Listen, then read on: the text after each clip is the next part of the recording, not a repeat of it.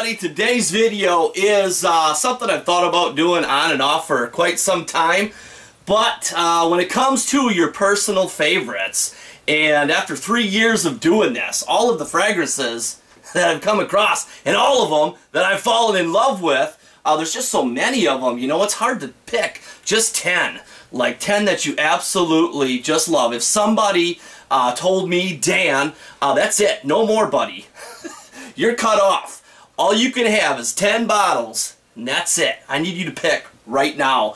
And actually, the past couple of months, it's kind of been hitting me what fragrances would make that top 10 list. So, I think I'm finally ready to share what my personal favorites are after 3 years of being obsessed with this fragrance hobby.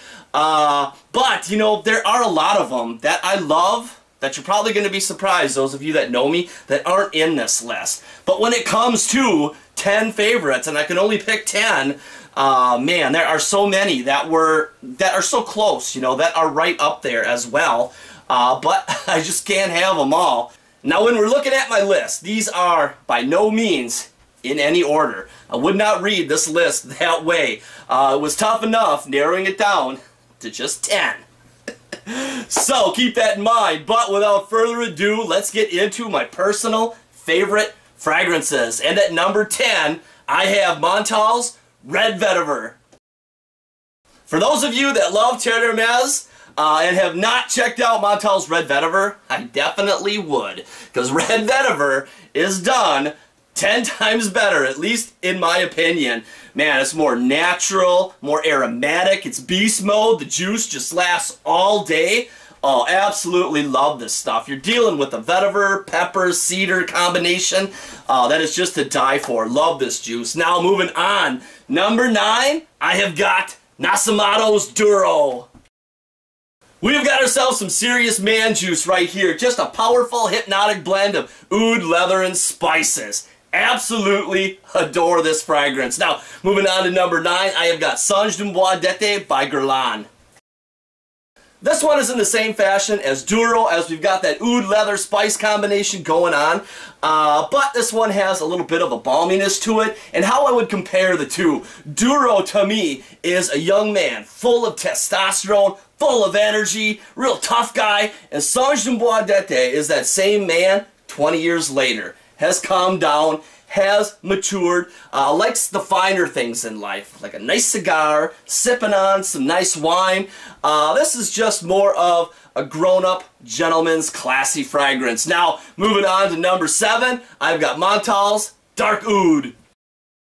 This fragrance to me is all about mystery. It has this dark aura about it. And when I think of a character that would suit this fragrance, what comes to my mind is Brendan Lee's character, the Crow. Because not only was that character like dark and mysterious, but it was also elegant and seductive and sexy at the same time. And I'm sure a lot of you ladies would agree. But there also was a tender side with the Crow. And in this fragrance, what you have is just a awesome blend of oud and sandalwood, and the oud in here is very dominating, creating a dark, powerful, aggressive force in this fragrance.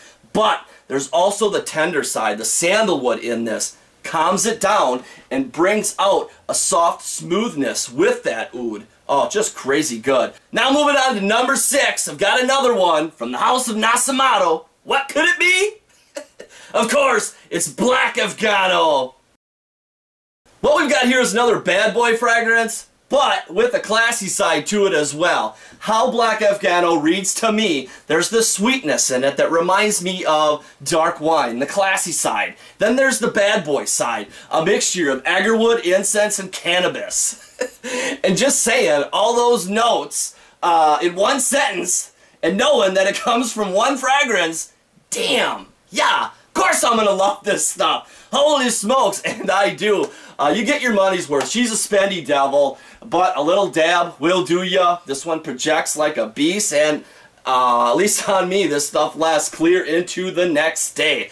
Oh man, now, I was going to save an analogy for my review of this, but what the hell? What really comes to my mind, or what comes to my mind when I think about Black Afghano, the scenery? Well, I picture someone like Slash from Guns N' Roses. You know, all rough and rugged exterior, and I picture that bad boy sitting in like a 5-star restaurant, having a nice elegant meal, sipping on some wine.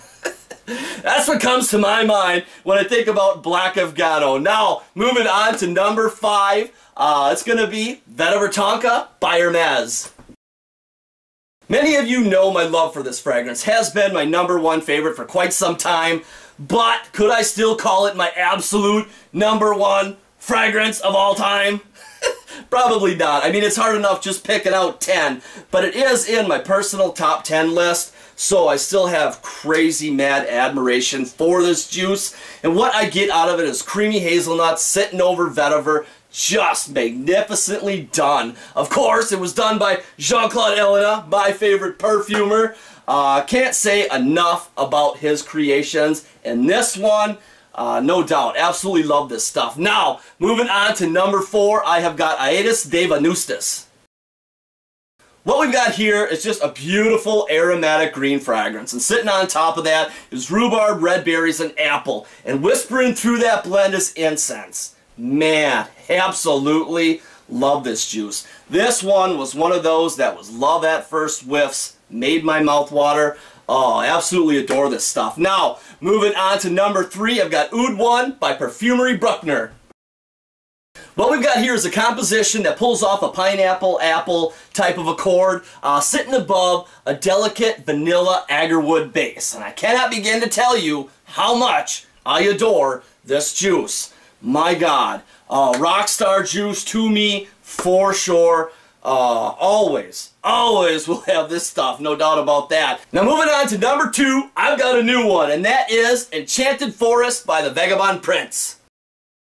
This is another one that I cannot begin to tell you how much I adore this juice. Man, I could wear this stuff every day. And what's going on in Enchanted Forest is just a beautiful aromatic green woodsy composition, and sitting above that is blackcurrant. And what that's pulling off in this fragrance is a very tart, mouth-watering, tropical fruit type of vibe. Man, just thinking about this juice makes my mouth water. Cannot wait to get my bottle. Now, moving on to number 1, the final fragrance of my top 10. What could it be? Any guesses? Well, I have got Royal Oud by Creed. Now that we've made it through my list, you can probably tell that I'm a fan of fruits, I'm a fan of woods, and I'm a fan of greens. So, when fragrances mix them together awesome, yeah, I just love that. And Royal Oud does that for me. What we've got here is pink berries, agarwood, sandalwood, drying down into Tonkin musk. And this fragrance just screams class. I could wear this juice every day. Now Royal Oud, with the oud in this fragrance, does pull off more of an incensey type of feel with this blend. But man, is this juice smooth. Holy smokes. And for me, this fragrance lasts, I don't know, more than 10 hours. It just keeps going, and I can smell it on myself the entire day, and I am enjoying it the entire day. I could wear, in fact, I could wear this stuff every day. Just think very, very, very highly of Royal Oud. Love the blend. Just a beautiful creation. Awesome juice. Now, that is the end of my list. And there are probably people out there going, what? No Sycamore? What? No Jubilation 25? What? Where's the Ventus, Dan? Well, I can't have them all in here, and frankly, these ones for me just beat those out by a little bit, I guess, maybe this month. I don't know, those are fantastic fragrances, and there are so many of them like that that just barely make it. But this is like 10 of the 10, my cream of the crop. And those are just right behind the corner, so it doesn't mean I don't like them. They're awesome fragrances as well. But if someone had a gun to my head and said, Dan, pick 10, these would be the 10. There are so many honorable mentions, you know. Millseam Imperial, Green Irish Tweed, Pure Distance M, oh, Kinski, Ombre Nagale. Now, I'm sure that there are some of you out there going, no designers in your list, Dan, you suck. But frankly, I don't know. I could maybe think of a couple designers that could have come close to make it into top 10 personal favorites of mine. One being Burberry London, of course. I absolutely think that is one of the best smells ever created by man, but there are just too many issues with that fragrance. Another one I think highly of is Bleu de Chanel, but I think highly of that one just because it's like my ultimate safe fragrance. One that I could wear all year long, quality blend, quality juice, people love it. Is it necessarily like my personal favorite type of smell? You know, not really, not one that would make it to a top 10 list. And another one, there's actually quite a few designers that I have high regards for, but this is my top 10 personal favorites. And these are it. That's what it is, man. So I'm sorry, no designers in this video. Now to wrap it up, I just want to thank you guys for letting me share and listening to my top 10 personal favorites. I would love it if you would share yours as well. I'd love to see if you really take a hard look at it, man. I've been looking at this for months, really dig deep. And what if someone had a gun to your head and said, you can only have 10? That's it, man. So that is my question to you. Leave in the comment section down below, what are your top 10 personal favorites? But that's it, guys. I hope that you guys enjoyed. You guys take care, and we'll see you soon.